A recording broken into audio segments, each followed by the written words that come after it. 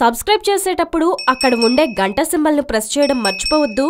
అప్పుడే మీకు any time updates notifications వచ్చేస్తాయి.